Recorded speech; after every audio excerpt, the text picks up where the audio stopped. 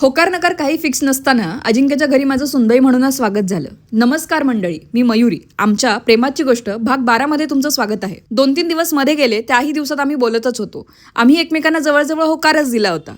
बघण्याच्या कार्यक्रमानंतर 2-3 दिवसांनी अजिंक्यच्या काकांचा फोन आला की काय ठरलं तुमचं, तुम्हाला हवं तर आमच्या गावाकडे येऊ शकता, शेती वगैरे बघता येईल. त्यानुसार नेक्स्ट वीकेंडला आम्ही गेलो अजिंक्यच्या घरी. त्याचं घर अगदी गावापासून दूर शेतात आणि डोंगराच्या पायथ्याला होतं. सगळीकडे शेती आणि मध्ये एकटं घर. घर मात्र सुंदर होतं. परसबाग, बाजूला अनेक फुलांची झाडं होती. शेतात मस्त विहीर आणि वरच्या बाजूला मोठा पाझर तलाव होता. सगळं काही सुंदर होतं. माझ्या घरच्यांना ते सगळं खूप आवडलं. सासरच्या मंडळींनी मला तेव्हाच औक्षण वगैरे करून घरात घेतलं. माझा तेव्हाच गृहप्रवेश झाला होता. मी लाजून गेले. शिवाय अजिंक्यच्या भावांनी तर वहिनी म्हणायला पण सुरुवात केली होती. त्याच्या आजीने तर सुनबाई म्हणूनच हाक मारली. आमचा मस्त पाहुणचार झाला. शेतशिवारात गावाच्या प्राचीन मंदिरात फेरफटका मारून झाला आणि आम्ही त्यांचा निरोप घेऊन निघालो.